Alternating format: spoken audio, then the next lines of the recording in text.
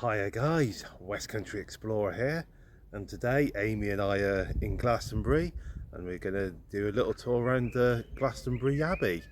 Now Amy is here, she's just gone back to the entrance decks to double check where the midday guided tour starts from, so she's around.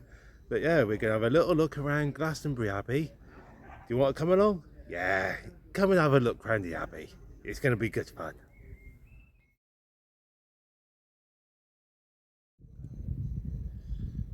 The Glastonbury Form near to the entrance. If I remember the legend correctly, there's a legend that Joseph of Arimathea came over here, and if I remember rightly, Jesus as a young boy came with him, and Joseph of Arimathea stuck his staff into the ground when he was in Glastonbury, and the staff turned into a thorn tree, and that became known as the Glastonbury Thorn. So yeah, I hope I've remembered the legend correctly.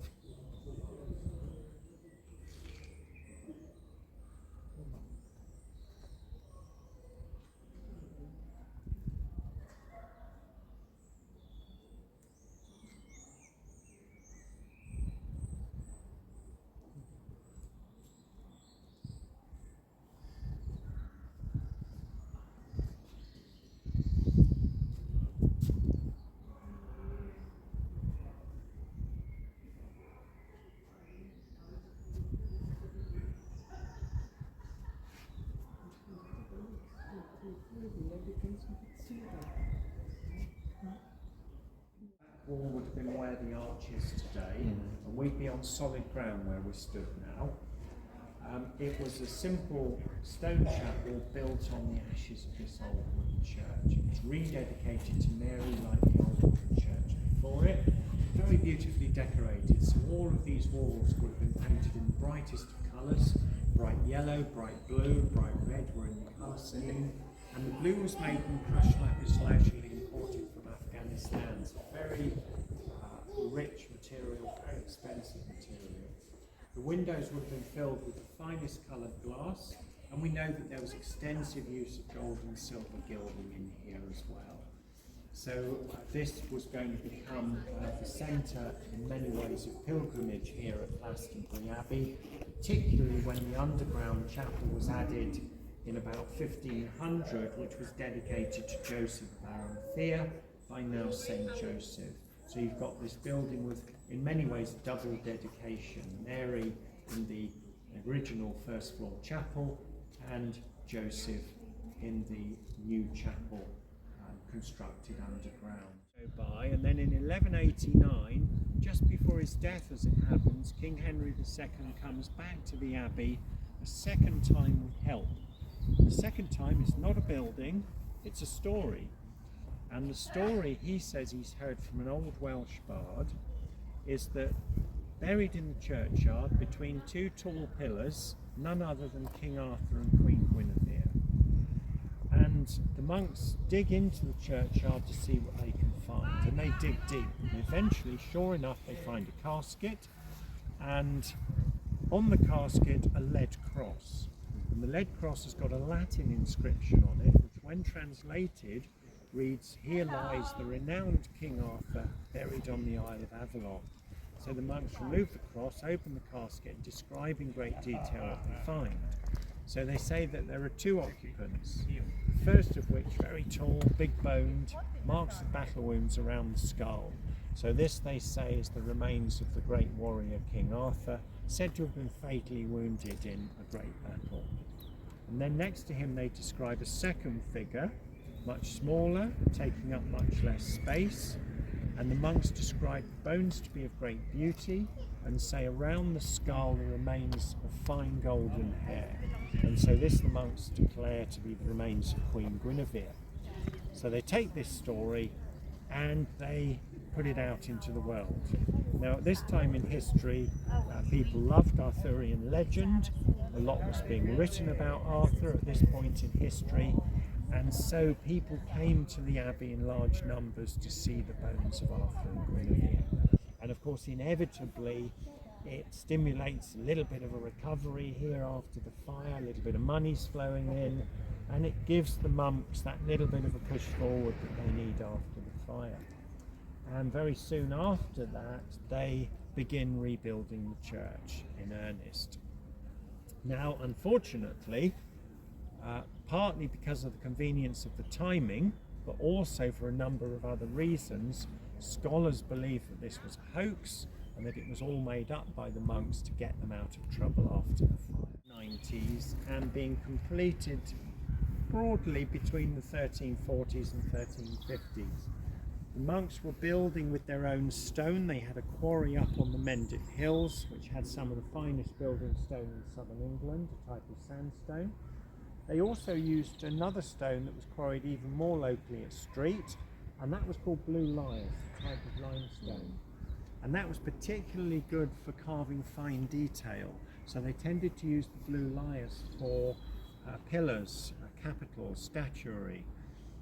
And it contrasted very well with the honey colour of the sandstone.